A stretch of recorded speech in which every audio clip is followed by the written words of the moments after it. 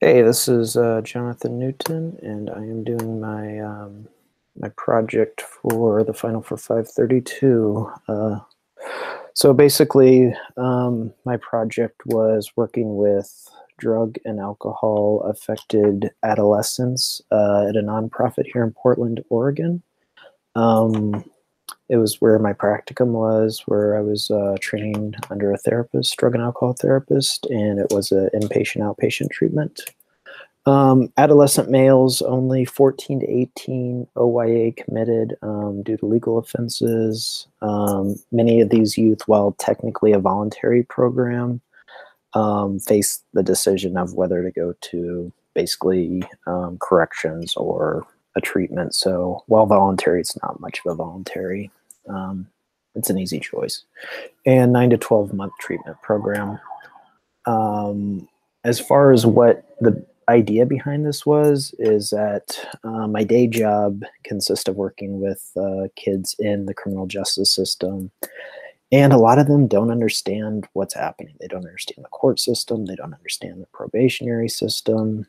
In short, the legal system's difficult, and so my intent was to find out what these kids knew, what they understood, what they didn't understand, and how we could, as clinicians, try to help them understand it better in the future. So these were the questions I asked. Basically, they involve probationary periods, additional treatments that would be required after this, other things they'd have to do.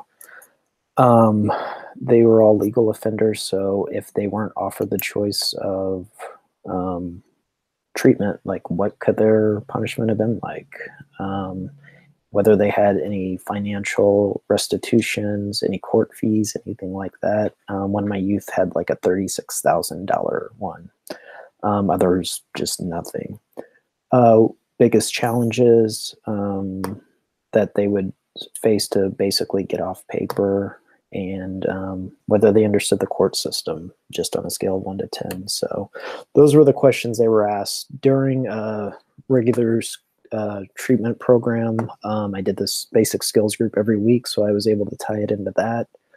I explained to them like what the purpose of this was for, and everybody seemed okay with it. Basically gave them a piece of paper with these questions printed out, and crunched the results. So oh yeah, and there were 6 youth present, which was our full caseload at that point. So challenges, I goofed up. I did this on a Friday towards the end of the day, so people weren't exactly with it. I think at least 2 of my kids put pretty minimal effort into this. Language, I basically copied and pasted what my proposal was, which it was laziness on my part, and they just didn't understand some of the language, so had to clear that up throughout.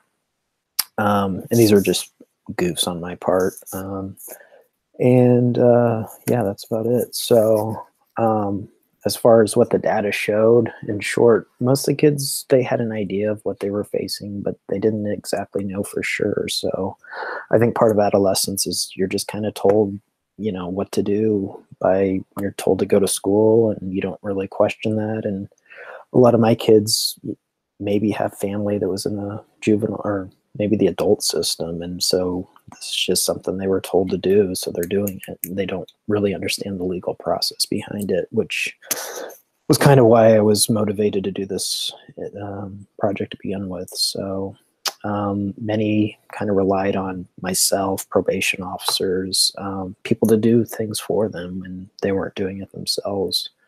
It's kind of what I assessed. Many did like kind of have an understanding when it came to numbers, as far as like months they might be on probation, dollars that they might owe. And then yeah, so what I was able to kind of do with this, or whether this was successful or not, I missed it. All right.